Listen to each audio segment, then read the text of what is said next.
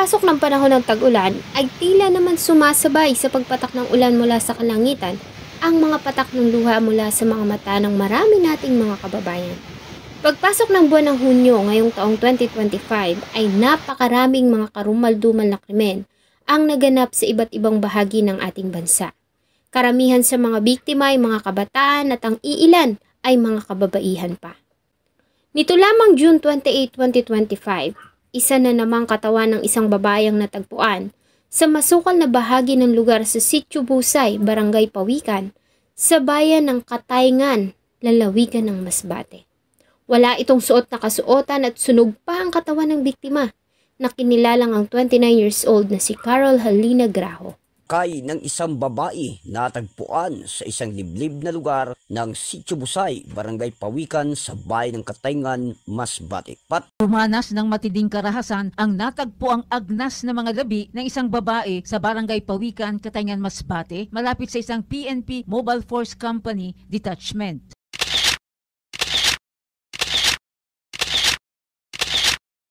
Bago ko po ipagpatuloy ang ating kwento, sa mga bago po sa channel ko at nais sa mga ganitong klase ng kwento ng krimen na nangyayari sa loob at labas ng ating bansa ay maaari pong pakipindot ang ating subscribe button at notification bell para ma-notify kayo pag may mga bago tayong upload na videos. Maliit lamang ang barangay Kagbatang sa bayan ng Katayngan, Masbate, kaya naman halos lahat ng tao doon ay magkakakilala. Sa nasabing lugar ay wala yatang hindi nakakakilala kay Carol Halina Graho o Carol Manatad nung kanyang kadalagahan. Maliban kasi sa napakabait nito ay marami din itong kaibigan, mainhin at larawan ng isang tunay na Filipina. Maliban sa pagiging mabait na kaibigan ay inilarawan din siya ng mga kapatid na sobrang mapagmahal at lagi nilang nalalapitan. Kahit pa nga mahirap at simple lamang ang buhay ng pamilya, sa tuwing may kailangan sila sa pag-aaral kahit na hindi sila nanghihingi, ay palihim silang inaabutan ng kanilang ate Carol ng allowance pag may pera ito. Sa dami ng lalaki na lihim na humanga kay Carol ay isa lang ang labis na nakabihag ng kanyang puso. Ito ay ang lalaking kanyang pinakasalan at ama ng kanyang tatlong mga anak na si Samuel Graho. Nang ikasalang dalawa ay nagsimula silang bumuo ng sarili nilang pamilya at kahit papaano ay nagawa ng makapundar ng sariling bahay bagamat maliit at simple lamang. Mapagmahal na asawa, maasikasong ina, ganyan ilarawan ni Samuel ang asawa. Sa kabila ng kahirapan ay hindi niya ito naririnig na nagreklamo at sa halip ay palagi itong humahanap ng paraan para makatulong sa kanya sa paghahanap buhay at sa pag-aasikaso sa kanilang maliliit pang mga anak. Tulad sa maraming lugar sa iba't ibang lalawigan sa kanilang probinsya ay nagkaroon din ng mga programa ang mga bangko ng pagpapautang o microfinance, kung saan isang organization na naghahanap ng mga members na kanilang papautangin ng pera. Nagkakaroon ng mga pagpupulong sa isang araw lamang sa loob ng isang linggo ang mga member para sa kanilang lingguhang hulog. Pagkatapos na makolekta ang pera, isa sa mga member ang inaatasan na magdala ng pera sa kabayanan para i-remit ito sa opisina. Katulad ng ibang kababaihan ay sumali din si Carol sa nasabing grupo. At noon nga June 25, 2025 ay siya ang nakaschedule para magdala ng pera sa bayan upang i-remit ito.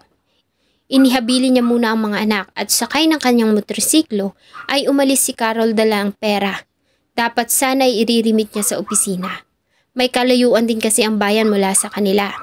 Subalit mula nang umalis si Carol ay hindi na ito nakauwi at hindi rin ito nakarating sa pagdadala ng pera. Mas nag-alala pa sila dahil hindi rin nila ito makontak. Hindi naman ito ugali ang pag-alis ng bahay nang hindi umuuwi, lalo na at alam niyang hahanapin siya ng kanyang asawa at tatlong mga anak. June 26, 2025, kinabukasan, nang hindi pa rin nakauwi si Carol ay dito na nagsimulang humingi ng tulong ang pamilya. Nagsimula na rin sila sa paghahanap. Kumalat ang mga larawan ni Carol sa social media, kasama ng mga panawagan sa kung sino ang nakakita sa kanya o nakakaalam ng kanyang kinaroroonan. Sa kalagitnaan ng kanilang paghahanap ay natagpuan nila ang motorsiklo na sinakyan ni Carol. Nakaparada ito sa gilid ng kalsada sa Barangay Pawikan sa pareho pa ding bayan. Nasa motor din ang ginamit nitong helmet at sa ibabaw nun ay may nakalagay na 500 pera na papel. Subalit nasaan si Carol? Dahil sa barangay Pawikan na tagpuan ng motorsiklo ay nagtanong-tunong sila sa mga residente doon. Nagbabaka sakali sila na matatagpuan nila ang hinahanap pero bigo sila na mahanap ito. Dumaan pa ang ilang araw pagsapit ng June 28, 2025 ng alas 11 ng umaga ayon sa pulis ay nakatanggap sila ng tawag mula sa barangay chairman ng barangay Pawikan na si Captain Aplacador. Ang nasabing tawag ay tungkol sa malakas at umaalingasaw na babahong amoy sa masukal na bahagi ng kakahuyan sa Sitio Busay sa kanilang barangay, malapit sa lugar kung saan inabandona ang motorsiklo ng nawawalang si Carol. Para beripikahin ng report ay agad silang nagpadala ng tao. Pagdating nila sa bahagi ng Zigzag Road, malapit lamang sa detachment sa Sitio Busay, ay pinasok nila ang masukal na bahagi ng gubat at doon na nga nila natagpuan ang pinagmumula ng amoy. Katawan ng isang babae ang kanilang nakita. Wala itong damit, basag ang mukha, sunog ang ilang pang-itaas na bahagi ng katawan. Nakasurrender position ang mga kamay at nakabuka ang mga hita. Noong una ay blanco sila sa pagkakakilanlan ng biktima, subalit isa lamang ang babaeng nawawala sa lugar. Ito ay si Carol Graho.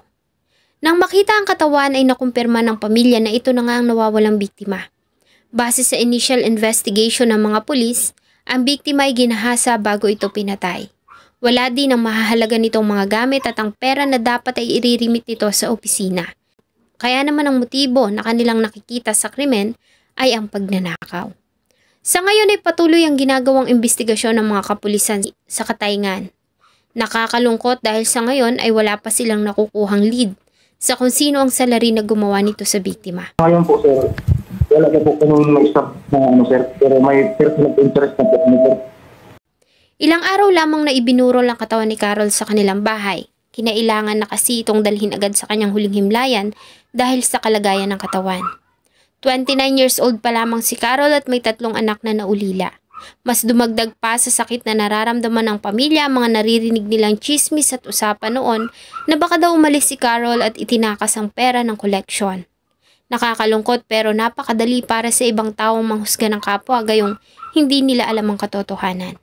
Nang mga panahon na kanilang lihim na pinag-uusapan ng biktima, mga oras na nakikipaglaban nito para sa kanyang buhay. Po nating tututukan ng kaso at ibabahagi ko po sa inyo kapag nagkaroon na ng update.